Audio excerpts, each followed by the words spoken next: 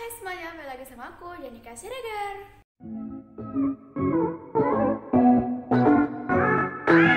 Nah, di video kali ini akhirnya aku bisa nyempetin waktu buat bikin tips diet ala aku yang udah turun 15 kilo dari 58 sampai 43. Jadi cerita dulu ya, waktu SMA aku kan ngerantau di salah satu kota di Jawa Barat. Nah, di situ aku tinggal sama kakek dan nenek aku.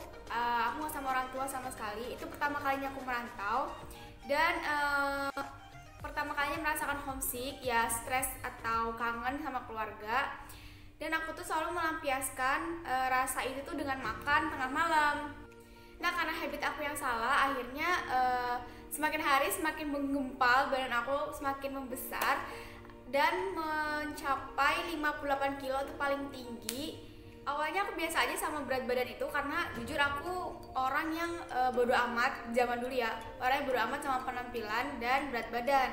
Tapi pada suatu ketika pas aku kelas 1 SMA itu ada nih teman cowok aku yang mungkin ngeledek sih niatnya, tapi aku di situ mungkin lagi baper dan aku tuh kayak marah gitu loh, kayak sakit hati waktu dia bilang aku tuh cebol, bantet, waktu dia bilang aku nggak bantet.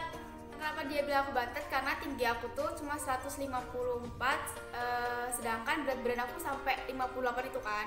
Nah, mulai dari situ aku tuh ada timbul perasaan ingin berubah karena jujur agak gimana gitu kan kalau misalkan cowok udah bilang bantet segala macam, walaupun bercanda konteksnya, tapi gak enak aja di hati gitu kan. Dan aku berhasil turunin 15 kilo dalam waktu singkat, gak nyampe 3 bulan, dan aku mau share ini ke kalian. Nah, yang pertama adalah hindari stres. Kenapa? Karena kalau misalnya kita stres, kebanyakan orang adalah memilih untuk mengonsumsi hal-hal atau makanan yang manis, dimana itu tuh malah ngebuat berat badan kita naik. Atau jangan yang manis deh, misalnya keripik yang gurih-gurih pun kalau misalkan kita makannya terus-terusan itu akan menimbun lemak di badan kita. Jadi ya sama aja, kita bakal naik berat badannya. Jadi misalkan disarankan untuk tidak stres karena itu takut kita makan terus-terusan. Yang kedua, ini udah sering banget disarankan sama orang, yaitu tidak boleh makan malam. Aku waktu itu batasnya jam 7 malam, itu emang benar-benar tersiksa karena aku belum biasa. Tapi aku paksain, karena apa? Karena aku mau diet itu. Tapi kan aku orangnya paling gak suka olahraga kan, jadi ya niatin aja untuk tidak makan malam lebih dari jam 7. Nah, yang ketiga, ini tuh ada olahraganya dikit. Aku terapin waktu bangun tidur dan sebelum tidur aku biasain sit up itu 10 kali, karena buat apa ya, otot perut juga kan. Nah, itu pas aku baca-baca di beberapa artikel, sit up sebelum tidur katanya lebih apa ya, kayak efek gitu loh buat nurunin buncit di perut. Jadi aku coba dan emang berpengaruh, cuma ya kalau nggak kebiasaan itu bakal pegel gitu loh perutnya ya kan, kalau misalkan baru pertama kali dan gak dicoba terus setiap hari bakalan sakit perutnya. Nah, yang keempat yang sering aku lakuin adalah jalan kaki. Gak usah jauh-jauh banget, yang penting kalian sering aja jalan-jalan sore kayak gitu. Katanya sih kalau misalkan sering banget, katanya betisnya jadi gede ya. Cuma yang aku alamin, betis aku ya segitu-gitu aja. Emang gede dari sananya, gak ada ngaruh dari jalan kaki. Dan untuk efek ke dietnya itu lebih kayak buat tubuh kita tuh bugar dan ngeluarin keringat. Jadi kita apa ya, olahraga dikit-dikit gitu deh. Nah, yang kelima itu adalah mengonsumsi buah dan sayuran. Nah, berhubung aku orangnya susah banget makan sayuran, jadi aku alihin ke buah. Gimana sih cara ngalihinnya? Nah, jadi aku itu setiap pagi aku selalu sarapan tapi dikit.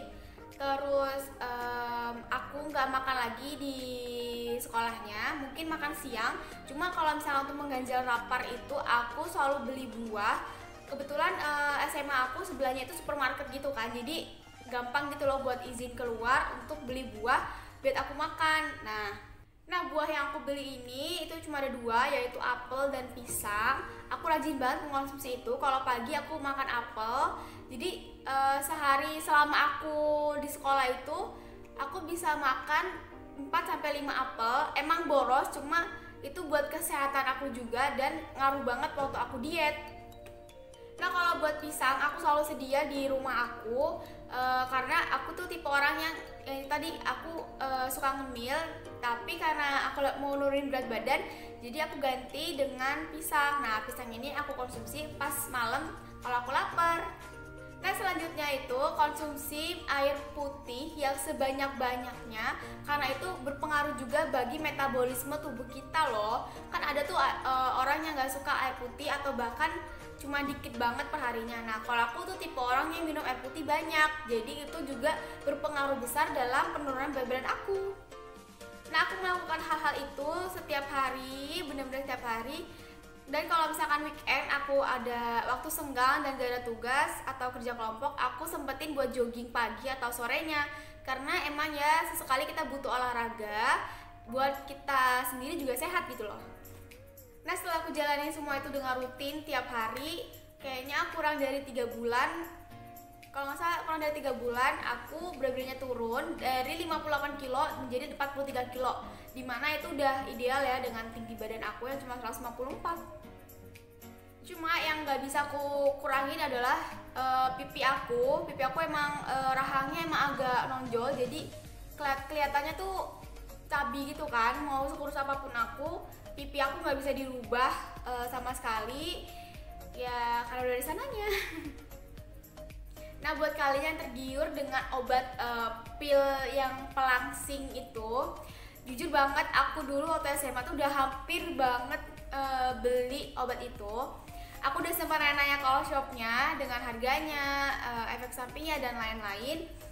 Tapi aku mundur karena itu menurut aku mahal ya waktu anak SMA. Soalnya aku kan belum berpenghasilan gitu, dan aku nggak berani kalau misalnya minta duit hanya buat beli obat diet gitu kan. Nah daripada nanti dimarahin, aku kan males gitu kalau dimarahin gitu kan. Nah jadi gak jadi tuh kan. Akhirnya aku memilih diet seperti itu dan berlaku sampai sekarang. Nah ada juga nih tipe-tipe diet yang OCD kayak Om Deddy Corbuzier, dan apa tuh satunya lagi yang dia 15 hari, pokoknya tiap hari tuh menunya beda-beda. Nah jujur aku dulu pernah mau ngikutin yang itu, tapi aku tuh karena mungkin apa ya, nggak ada yang masakin juga di rumah, jadi agak ribet kalau nyari bahannya, terus nyiapin makan sendiri dan lain-lain. Kan itu juga ada yang mentah kan, sedangkan aku nggak terlalu suka kalau makanannya mentah-mentah kayak gitu.